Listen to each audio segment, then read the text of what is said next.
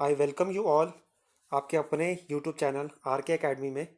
आज हम लोग बात करेंगे how to set our study table. जैसे आप सबको पता है कि हमें हमें कई बार बोला जाता है कि हमें अगर एग्ज़ाम निकालना है, हमें रैंक लाना है तो हमें पढ़ना पड़ेगा। लेकिन क्या सही तरीका है पढ़ने का जिससे हमारी रैंक अच्छी आए और हम एक सही तरीके से और एक बेहतर तरीके से तैयारी कर पाए? तो उसी के बारे में ये वीडियो है, जिसमें आज हम जानेंगे कि हमारा स्टडी टेबल कैसा होना चाहिए जिससे हमारी पढ़ाई सही अच्छे तरीके से हो पाए। आइए देखते हैं। ये मेरे कुछ अचीवमेंट्स हैं लास्ट के 6 ईयर्स में। जैसे आप सब देख सकते हैं, गेट में मेरी रैंक 3, 2, 35, 289 आई है। ये ऐसे ही मेरी रैंक 85 थी। इंटरव्यू स्कोर हाईएस्ट था 144, 200। मैंने 6 बार PSU क्वालिफाई किया है। ONGC, गेल, BPCI, OCL, DRDO में रैंक साइंटिस्ट भी मैंने क्वालिफाई किया है। रैंक 5 थी मेरी MPSC में। बीटेक मैंने मोतीलाल नेहरू से किया है, जिसमें मेरा 9.72 CGPA था। मेरा एमटेक IISc बैंगलोर में हुआ था और लास्ट ईयर मेरा डायरेक्ट PhD में सिलेक्शन हुआ था IIT रुड़की में। ये जितनी भी वीडियोस मैं बना रहा हूँ सिर्फ एजुकेशनल पर्पज़ के लिए है और इसमें कोई भी कॉपीराइट मटेरियल नहीं यूज़ किया गया है। आइए देखते हैं कि जो हमारा स्टडी टेबल होना चाहिए उसके क्या डिफरेंट पॉइंट्स है। ये पॉइंट वाइज मैं डिस्कस करूँगा वन बाय वन, और इसमें हम जानेंगे कि हमारा स्टडी टेबल होना कैसा चाहिए। सबसे पहला पॉइंट है कि सूटेबल हाइट होनी चाहिए टेबल और चेयर की। इसका मतलब है कि अगर हमारा टेबल बहुत ही ऊपर होगा तो जो हम बुक पढ़ रहे हैं या जो हम नोट्स पढ़ रहे हैं वो हमारी आंखों के बहुत पास होगा, तो हम ज़्यादा देर तक पढ़ नहीं पाएंगे। और अगर हमारे टेबल की हाइट बहुत कम होगी तो उससे हमें हमारा जो बैक सपोर्ट है उसमें हमें प्रॉब्लम होगा। हम झुक के पढ़ेंगे काफ़ी देर तक और हमारा बैक पेन होगा, हमारा स्पाइनल कॉर्ड में हो सकता है प्रॉब्लम है। तो इसलिए ज़रूरी है कि सूटेबल हाइट हो टेबल और चेयर के कॉम्बिनेशन की, ताकि हम एक अच्छी देर अच्छे से पढ़ाई कर पाएँ और ज़्यादा देर तक पढ़ पाएँ और हमें ज़्यादा थकान ना फील हो, हम फ्रेश फील करें और हम ज़्यादा देर तक इसको कंटिन्यू कर पाएँ। जो सेकंड पॉइंट है कि कुशन इफेक्ट होना चाहिए चेयर पे टू सपोर्ट बैक। मतलब जब हम पढ़ रहे हैं तो हमारा जो बैक है उसको सपोर्ट करने के लिए कुशन हो। अगर आपकी चेयर में कुशन नहीं है तो आप उसमें तकिया लगा सकते हैं, आप गद्दी लगा सकते हैं, जिससे आप ज़्यादा देर तक पढ़ पाएँ।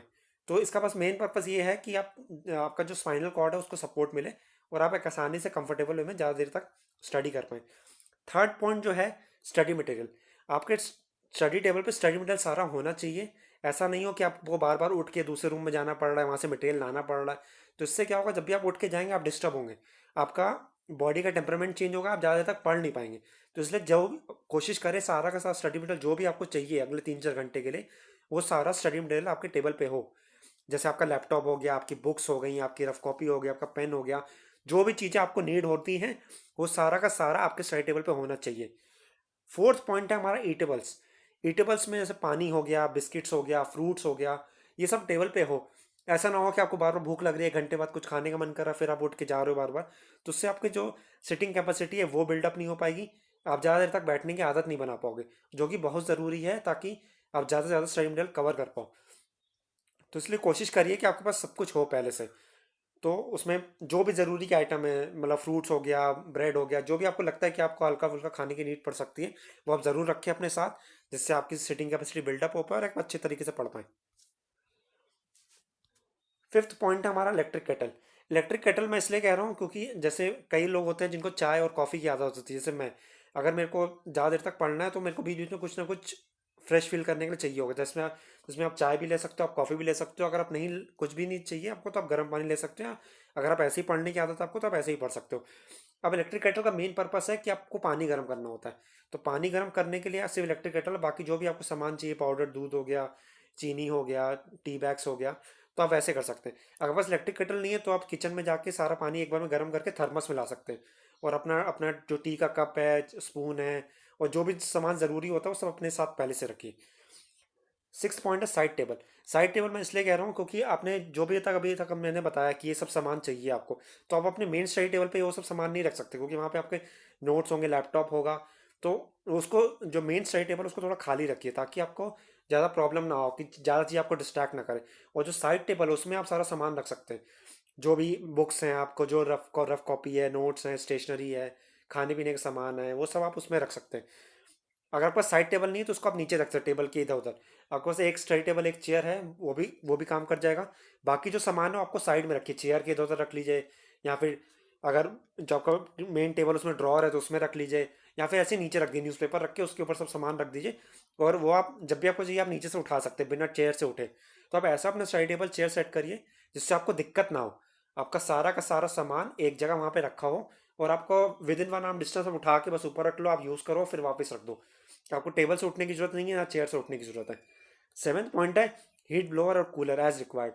हीट ब्लोअर कूलर मैं इसलिए कह रहा हूँ क्योंकि मान लीजिए जब ठंडी है तो आपके पाँव में ठंडी लगेगी, आपके पाँव में ठंड लगेगी तो आप ज़्यादा देर तक पढ़ नहीं पाएंगे, आपका मन करेगा बेड में चले जाएं, कंबल के अंदर चले जाएं और बेड में जाके आपकी पढ़ाई नहीं हो सकती। तो इसलिए मैं कह रहा हूँ कि हीट ब्लोअर हो जो आपके पैरों में गर्म हवा देता रहे और अपने आप पैरों को आप अपने कंबल से या फिर कोई नॉर्मल रजाई से आप कवर कर लीजिए, और जिससे आपको गर्मी फील होगी और आप आसानी से पढ़ पाएंगे कंफर्टेबल एनवायरनमेंट में। अगर ये गर्मी का एनवायरनमेंट है जिसमें आपको तैयारी करनी है तो कूलर एक ज़रूर रखिए, क्योंकि कूलर से क्या होगा, आपका आपको पढ़ने में इतनी दिक्कत नहीं होगा। उसको नॉर्मल स्पीड पे रखिए, ज़्यादा टेम्परेचर पे ना हो, नॉर्मल स्पीड पे रखिए और थोड़ा दूर रखिए या पास रखिए जैसा आपकी रिक्वायरमेंट है, उस हिसाब से आप ज़्यादा देर तक पढ़ पाएंगे। मेन पर्पस सारे पॉइंट्स का बस यही है कि आपको आपकी सिटिंग कैपेसिटी बिल्डअप हो, आपको पढ़ने में ज़्यादा दिक्कत ना हो और आप एक कंफर्टेबल वे में आराम से 3-4 घंटे एक सिटिंग में आप अपना निकाल पाएँ। एट्थ पॉइंट है इलेक्ट्रिसिटी पॉइंट या एक्सटेंशन कॉर्ड। आप टेबल और चेयर अपना वहाँ रखिए जहाँ पे इलेक्ट्रिसिटी पॉइंट पास में हो, या फिर आप एक्सटेंशन यूज़ करिए और उसको यूज़ करिए, क्योंकि अगर आपका इलेक्ट्रिसिटी पॉइंट नहीं होगा तो आपका लैपटॉप बार बार डिस्चार्ज होगा, मोबाइल आपका डिस्चार्ज होगा, आप मोबाइल से पढ़ाई कर रहे हैं ऑनलाइन, और फिर आपको बार बार उठ के जाना पड़ेगा और फिर आप वहाँ पे चार्ज करके लाएंगे। तो ऐसा कुछ मत करिए जिससे आपको डिस्टर्बेंस हो। तो सारे के सारे पॉइंट्स जितने पॉइंट्स हैं इन सबको फॉलो करिए और एक प्रॉपर वे में अपना स्टडी टेबल सेट करिए। नाइन्थ पॉइंट है क्रॉस वेंटिलेशन। क्रॉस वेंटिलेशन मैं इसलिए कह रहा हूँ, कोई क्रॉस वेंटिलेशन नहीं होगा तो आपके दिमाग में ऑक्सीजन कम पहुंचेगा, क्योंकि आप एक ही रूम में बैठे रहेंगे जिसमें ना विंडोज नहीं है या डोर नहीं है, मतलब डोर और विंडोज आपस में ऐसे कॉम्बिनेशन में नहीं है जिससे क्रॉस वेंटिलेशन हो पाए। तो एक क्रॉस वेंटिलेशन बहुत इंपॉर्टेंट पॉइंट है, क्योंकि अगर आप 3-4 घंटे बैठ रहे हैं और वही वही आपके एनवायरनमेंट में बार बार CO2 जो परसेंटेज है वो इंक्रीज होने लगेगा, तो जब ऑक्सीजन का परसेंटेज कम होगा तो आपकी कंसंट्रेशन पावर कम होने लगेगी। तो इसलिए एक ऐसी जगह बैठिए, टेबल से सेट करिए जहाँ पे विंडो थोड़ी पास में हो और फ्रेश एयर आती रहे, तो इससे आपको ज़्यादा देर तक आप पढ़ पाएंगे। टेंथ पॉइंट जो है बहुत इंपॉर्टेंट पॉइंट है, paste checklist on wall in front to keep ticking.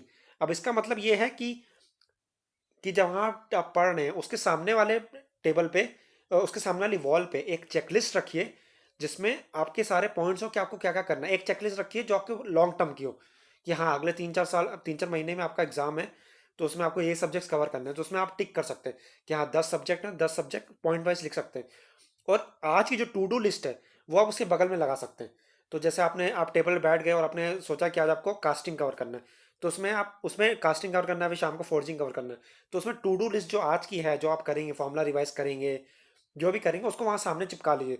जब सुबह उठते हैं या रात में एक दिन रात में पहले ही वो टू डू लिस्ट वहाँ पे चिपका लीजिए, और उसमें जब सुबह उठ के शुरू करिए आपको पता होगा कि आज पहला पॉइंट क्या शुरू करना है, तो कास्टिंग शुरू करना है, तो कास्टिंग के नोट्स रात में ही आपके स्टडी टेबल पे होने चाहिए, ताकि सुबह उठ के आपको ढूंढना ना पड़े कि यार पढ़ना क्या है, क्या शुरू करना है।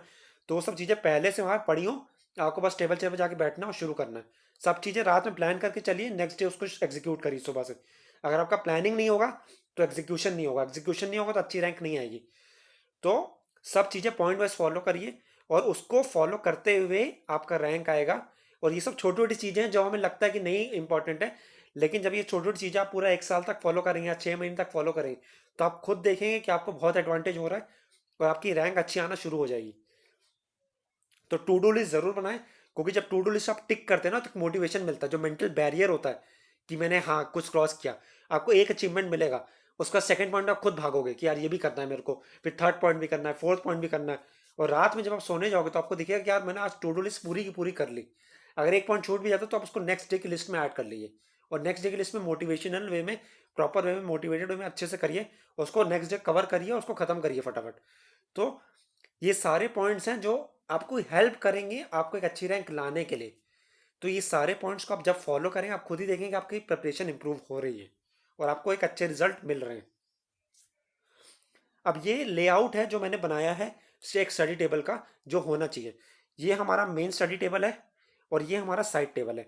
जो मेन स्टडी टेबल उसमें लैपटॉप होना चाहिए आपका, जो नोट्स आप पढ़ेंगे सिर्फ वो होने चाहिए, बाकी सारी जगह खाली है। देखिए इसमें ज़्यादा वो नहीं है कि हाँ ज़्यादा घिरी है तो उससे क्या होगा, माइंड डिस्ट्रैक्ट होगा।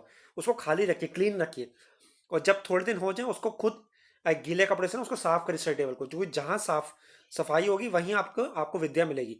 तो इसलिए एक अच्छे वे में पढ़िए, साफ सुथरे वे में, जिससे आपका मन लगेगा अच्छे अच्छे पढ़ने में, और आप एक मोटिवेटेड रहेंगे, एक इंस्पायर्ड वे में रहेंगे कि हाँ मेरे को पढ़ना है। ये आपका चेयर रहेगा, चेयर जो इसमें क्वेश्चन लगा होगा ऑलरेडी। और ये आपका साइड टेबल है। साइड टेबल में आपकी बुक्स पड़ी रहेंगी, नोट्स पड़े रहेंगे, पेन पेंसिल पड़ा रहेगा, केटल पड़ी रहेगी, वाटर ईटेबल्स पड़ा रहेगा, extension cord, blower, cooler if needed. तो आप आपको इसमें से जो भी नीडेड है आप वो ज़रूर रखिए अपने साथ और उसको यूज़ करिए। ये आपका इलेक्ट्रिसिटी पॉइंट रहा है। और आसपास देखिए यहाँ पे कहीं विंडोज़ हो या फिर डोर हो तो आपस की कॉम्बिनेशन में उसे आप यूज़ कर सकते हैं। अगर वरना आप साइड अपना टेबल को विंडो के पास भी ले जा सकते हैं और एक्सटेंशन कॉर्ड यूज़ कर सकते हैं, जैसा आपको ठीक लगे, जो आपको सूट करे। आप ट्राई करिए, एक आइट्रेशन में, दो आइट्रेशन में, तीन आइट्रेशन में, और विद इन अ वीक आप अपना स्टडी टेबल चेयर ऐसा फिक्स कर लेंगे ट्राई कर करके कि आपको कोई दिक्कत नहीं होगी। आप एक लॉन्ग वे में, लॉन्ग टर्म पे आप अच्छे से तैयारी कर सकते हैं। और आप जो एक चीज़ पर सेट कर लें उसको पूरा ईयर तक फॉलो करिए। जब तक आपका कंसिस्टेंसी नहीं होगी तब तक आपको रिजल्ट नहीं मिलेंगे। प्लीज़ इसको फॉलो करके देखिए एक बार। अब मैं आप सबको बोलूँगा कि आप जो हमारा आर के अकेडमी का फेसबुक ग्रुप है वो ज़रूर ज्वाइन करिए।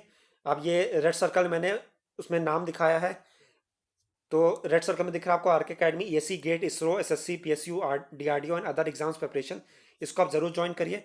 और प्लीज़ इस ग्रुप में कॉपीराइट मटेरियल नहीं शेयर करिए, एक पनिशबल ऑफेंस है। और ग्रुप रूल ज़रूर फॉलो करिए।